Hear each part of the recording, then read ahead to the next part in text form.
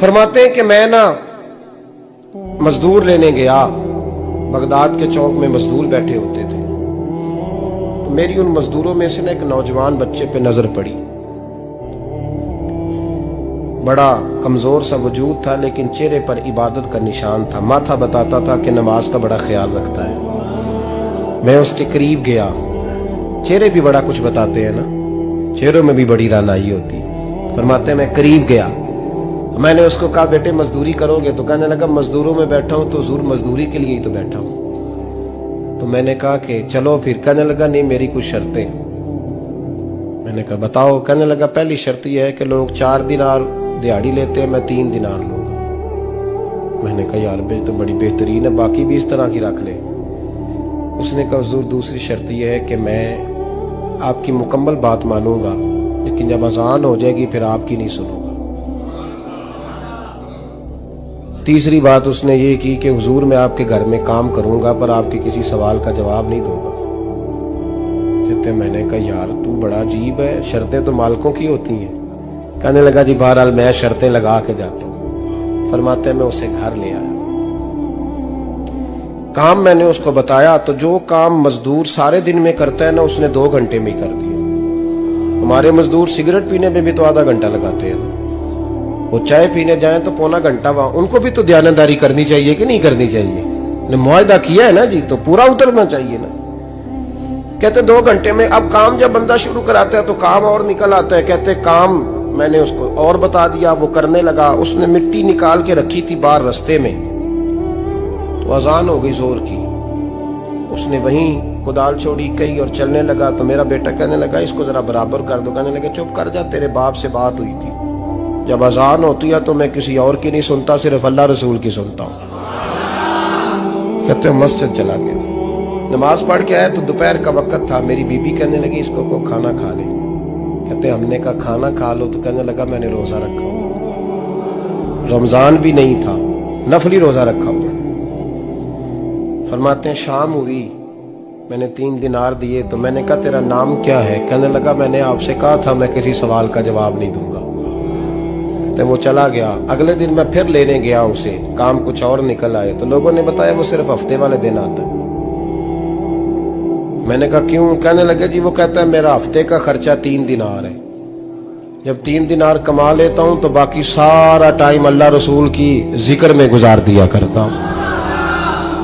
फरमाते हैं अजीब। अगले हफ्ते मैं फिर लेने गया, मैंने पूरा हफ्ता इंतजार किया कि काम उसी से कराना है। मैं जब गया तो मैंने कहा चलो। कहने लगा मेरी शर्तें याद है ना? और मैंने कहा याद है भाई साथ चल। फरमाते हैं काम कराया, 2-3 हफ्ते वो आता रहा। एक हफ्ते में गया तो लोगों ने कहा हुजूर आज नहीं आया।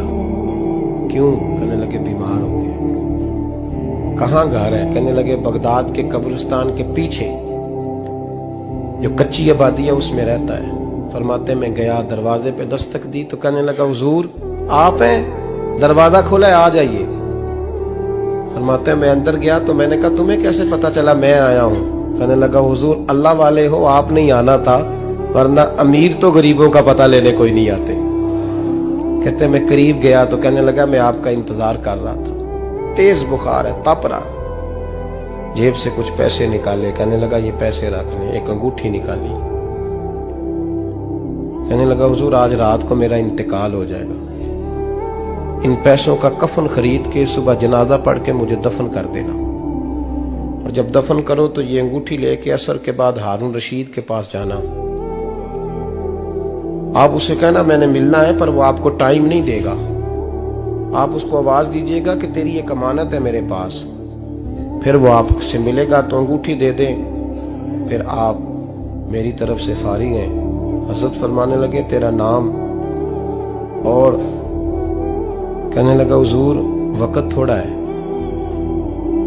आज रात मैंने जाना है, बड़ी लंबी माफी मांगनी है रब करीम से, अगर मुनासिब समझे तो मुझे अपने रब से तन्हाई कर देने। फरमाते हैं मैं आ गया पर उसकी बातों ने मुझे सारी रात सोने नहीं दिया। फरमाते हैं सुबह बड़ी मुश्किल से सूरज निकला, मैं गया दरवाजे पे हाथ रखा तो दरवाजा खुला हुआ था। अंदर दाखिल हुआ तो खुशबुएं मेरा इस्तकबाल कर रही थी। जब चेहरे से कपड़ा हटाया तो उसका तो इंतकाल हो चुका। इंतकाल हो चुका है, ऐसे है जैसे किसी का दीदार करके सोया। कहते मैं तो 2 आदमी ले गया था जनाजे पे, पर पता नहीं दुनिया किधर किधर से आई, कहां कहां से। अखां जदों मीटियां जमाना मैनू रोवेगा, अपना ते अपना बेगाना मैनू रोवेगा। फरमाते हैं मैं तो 2 बंदे ले गया था, पर पता नहीं मखलूक कहां कहां से आई। जनाजा पड़ा, दफन किया। हारून रशीद के पास में असर के बाद गया, मैंने बुलाना चाहा पर बादशाह था, मेरी तरफ देखा ही नहीं। मैंने उसको कहा तेरी एक अमानत मेरे पास है। फरमाते हैं वो मुझे कोने पे ले गया, क्या बात है, कमरे में बुलाया, मैंने अंगूठी दी। हारून रशीद तो चीखे मारने लगा, कहने लगा अंगूठी वाला कहाँ है? मैंने कहा वो तो इंतकाल कर गया। कहने लगा मुझे कब्र पे ले चल। कहते मैं कब्र पे लाया तो वो लेट गया, तड़प के रोने लगा। मैंने कहा मेरा कलेजा फट जाएगा, ना उसने कुछ बताया ना तूने बताया, ये कौन था? तो हारून रशीद कहने लगा ये मेरा बेटा था। मैंने कहा तेरा बेटा और मजदूर? कहने लगा हुजूर ये हजरत दाऊद ताई के पास बैठा करता था, उनका मुरीद था, मुझे रोज कहता था अब्बा तूने बड़ी दुनिया इकट्ठी कर ली है, मरते वक्त तुझसे टांगे समेटी नहीं जाएंगी, इतना हिसाब नहीं तू दे सकेगा। मैं इसको समझा देता, इसकी अम्मा समझा देती। ये रोज हमें कहता छोड़ दो, आ जाओ अल्लाह रसूल की बारगाह में झुक जाएं। हम समझ। एक दिन ये चला गया, कहने लगा फिर तुम्हारा रास्ता और है और मेरा रास्ता और है। ये सोने की अंगूठी गलती से इसके पास रह गई, गलती से हीरे की अंगूठी चली गई। कहने लगा देखो मेरे बेटे ने आज वो भी वापस कर दी है। फिर तड़प के कहने लगा हारून रशीद था तो ये मेरा बेटा, पर मेरा मुर्शद निकला, मेरा पीर निकला। भाई जिंदगी तो बड़ी थोड़ी है ना। बाबा साहब ने कहा था उठ फरीदा सुत्या, और दाढ़ी आ गया पूर, अग्गा नेड़े आ गया, पिछा रह गया दूर। उठ फरीदा सुत्या खलकत वेखन जा, मते कोई मिल जाई बख्शिया ते तू ही बख्शिया जा। उठ फरीदा सुत्या झाड़ू दे मसीत, तू सुते रब जागदा तेरी डाडे नाल परीत।